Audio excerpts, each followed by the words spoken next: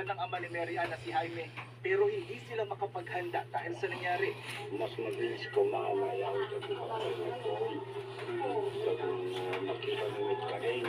Ay baka umabot dito. Nagpahirap silang ko. Nagpaabot na ng tulong ang OWA at DFW sa anak ni Mary Ann sa Cainta.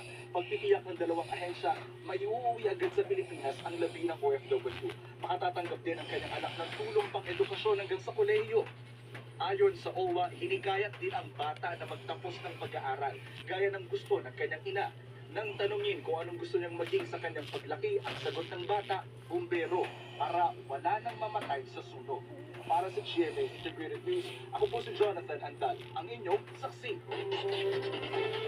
Listado sa Taguig ang isang hininalang Pogo Hub na patuloy umanong operasyon sa kabila ng umiiral na batas na nagbabawal sa mga Pogo sa bansa. May 100 ang apektado kabilang ang Chinese national na wanted para sa kasong estafa. Saksi, si Nico Wahe, exclusive.